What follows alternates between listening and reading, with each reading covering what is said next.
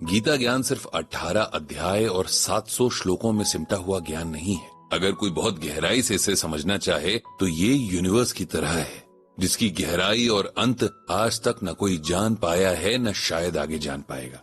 लेकिन हम सबको क्या चाहिए? इस यूनिवर्स का सिर्फ एक स्टार जो हमें रोशनी दे सके, जैसे कि इस धरती का स्टार सूर्य है। हमें अगर हमारा सही स्टार मिल जाए तो हमारी लाइफ बहुत आसान हो जाती है, वरना यूं ही अंधेरे में भटकते हुए जिंदगी खत्म हो जाती है। अब ये हम पर है कि हम कितनी जल्दी श्रीमद् भगवत गीता में अपना ये स्टार ढूंढते हैं। हम इंसानों के साथ एक परेशानी और है कि हम चाहते हैं कि हमारे सब काम कोई और हमारे लिए कर दे। अब जैसे जो लोग भी पंडित जी के ब्लॉग के थ्रू उन्हें अपने प्रॉब्लम्स भेजते हैं और श्रीमद् भगवत गीता के जरिए उनका सोल्यूशन चाहते हैं, अगर उन्हें पंडित जी कहें कि वे लोग खुद भी गीता को पढ़कर उसमें अपने लिए सोल्यूशन ढूंढ सकते हैं, तो शायद ही कोई ऐसा करना पसंद करेगा, क्योंकि इसमें टाइम और पेशेंस दोनों चाहिए, जिनमें से एक भी लोगों के पास या तो है नहीं, या यूं कहें कि होते हुए भी लोग इसका इस्तेमाल नहीं करना चाहते। पिछले 3 दिनों से पंडित जी के इनबॉक्स में एक मेल रोज आ रहा है। भेजने वाले का नाम ऋषि है और पंडित जी के रिप्लाई के बावजूद कि वो फ्री होकर बात करेंगे, ऋषि वही मेल बार बार भेज रहा है। मेल में उसने अपनी लाइफ की एक सिचुएशन लिखते हुए पंडित जी से उसका सोल्यूशन पूछा है। मेल में ऋषि ने ये लिखा है, रिस्पेक्टेड पंडित जी, मेरा नाम ऋषि है और मैं एक सॉफ्टवेयर इंजीनियर हूँ। पिछले कुछ टाइम से मैं अपने आप से ही एक लड़ाई लड़ रहा हूँ। मेरा दिल मुझे कुछ और करने को कहता है, लेकिन दिमाग कुछ और करने को कहता है। कभी कभी तो लगता है कि जैसे मेरे अंदर 2 लोग हैं जो मुझसे 2 अलग अलग बातें चाहते हैं। मैंने बहुत कोशिश की कि मैं उसका सोल्यूशन निकालूं। इसके लिए मैंने अपने बहुत क्लोज फ्रेंड से भी एडवाइस ली। मैंने एक ऐसी वेबसाइट पर भी अपना क्वेश्चन पोस्ट किया जहां आपको बहुत सारे लोगों के ओपिनियंस एक साथ जानने को मिलते हैं और आपको डिसाइड करने में आसानी होती है।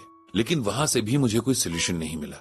मेरे दादाजी कहते थे कि जब सब रास्ते बंद हो जाएं, तब श्रीमद् भगवत गीता की शरण में चले जाना चाहिए, वहीं से आपको सही राह मिलेगी। उनकी कही इसी बात को याद करते हुए मैं इंटरनेट पर गीता ज्ञान ढूंढ रहा था कि मुझे आपका ब्लॉग दिखा और मैंने उसे पढ़ना शुरू कर दिया। एक संडे के दिन तो ऐसा भी हुआ कि मैं लगातार आपका ही ब्लॉग पढ़ता रहा और मेरा मन नहीं भरा।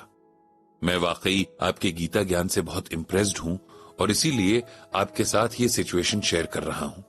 मुझे उम्मीद है कि बाकी सबकी प्रॉब्लम्स की तरह आप मेरी प्रॉब्लम का सोल्यूशन श्रीमद् भगवत गीता के जरिए बताएंगे। मैं बहुत डिटेल में आपको अपनी प्रॉब्लम लिख रहा हूं। जैसा कि मैंने शुरू में ही बताया था कि मैं एक सॉफ्टवेयर डेवलपर हूं और एक मल्टीनेशनल कंपनी में काम करता हूं। मैंने एक बहुत अच्छे इंजीनियरिंग कॉलेज से इंजीनियरिंग की और ये मेरी पहली जॉब है। कॉलेज में मेरा एक बेस्ट फ्रेंड था जिसका नाम राजीव था। राजीव और मैं रूममेट्स थे। राजीव पढ़ाई में बहुत अच्छा था और नेचर में बहुत हेल्पफुल। उसने जाने कितनी बार मेरी हेल्प की थी। वो हर क्लास टेस्ट में फर्स्ट आता था। कोई ऐसा असाइनमेंट नहीं था जिसमें उसके बेस्ट ग्रेड्स ना आए हों। कोई ऐसी एक्स्ट्रा करिकुलर एक्टिविटी भी नहीं थी जिसमें वो पार्टिसिपेट ना करता हो। कुल मिलाकर वो एक ऐसा स्टूडेंट था जिसे हर टीचर और हर स्टूडेंट जानता था। सबको लगता था कि राजीव अपनी लाइफ में कुछ अच्छा करेगा। राजीव मेरे जैसे एवरेज स्टूडेंट के लिए एक फरिश्ते की तरह था, जो हर मुश्किल एग्जाम में मदद का हाथ आगे बढ़ाकर अपने साथ हमें भी बचा लेता था। पढ़ते हुए और एक दूसरे के साथ आगे बढ़ते हुए कब 4 साल बीत गए पता ही नहीं चला और फिर कैंपस प्लेसमेंट्स की तारीख आ गई। राजीव उन स्टूडेंट्स में से था जिन्हें सबसे पहले कंपनी से ऑफर मिले थे, लेकिन उसकी एक्सपेक्टेशंस बहुत हाई थी, इसीलिए उसने बहुत सारे ऑफर्स को रिजेक्ट कर दिया।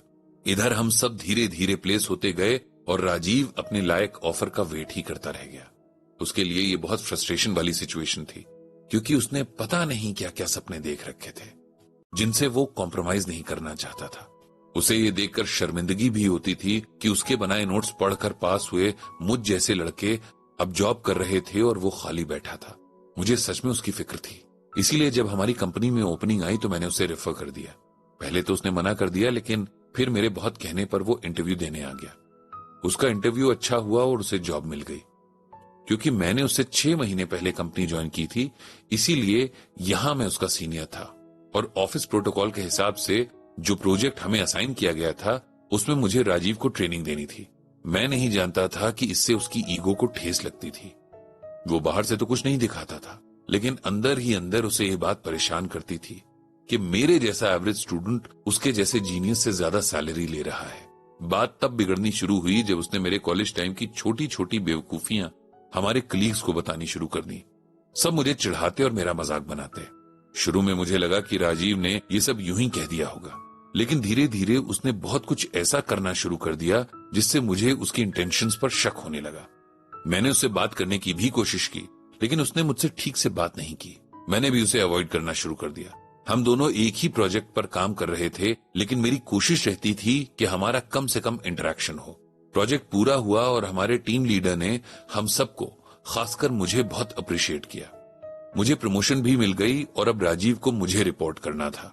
इस बात ने आग में घी का काम किया। एक दिन राजीव मेरे कैबिन में आया और बिना बात मुझसे उलझने लगा।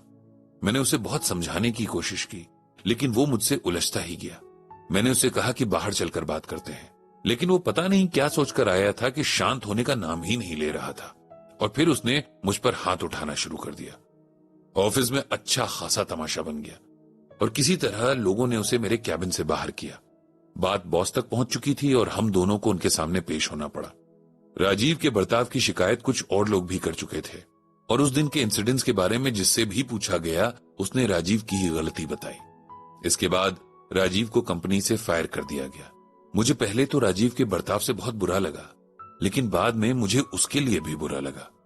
मैं जानता था कि वो जिंदगी से हताश था। उसने और उसके आसपास सबने उसे पक्का यकीन दिला दिया था कि वो सबसे अच्छा है और सबसे आगे जाएगा। जब ऐसा नहीं हुआ तो वो शर्म और इनसिक्योरिटीज से भर गया। मैं हमेशा गिल्टी फील करता हूं कि मैं भी उसे समझ नहीं पाया। उसने मुझे हर जगह से ब्लॉक कर दिया है। अब मैं इस गिल्ट को खुद से निकाल नहीं पा रहा हूं। प्लीज मुझे बताइए कि मैं क्या करूं। पंडित जी ने ऋषि की मेल को बड़े गौर से पढ़ा और फिर उसे रिप्लाई किया। उन्होंने लिखा कि आपको किसी भी तरह से गिल्टी फील करने की जरूरत नहीं है। हर इंसान अपने कर्मों के हिसाब से फल भुगतता है। इसमें हम बहुत ज्यादा कुछ कर नहीं सकते। अपने मन से हर तरह की गिल्ट को दूर रखने का बस एक ही तरीका है कि आप भगवान को अपने मन में बसा लो।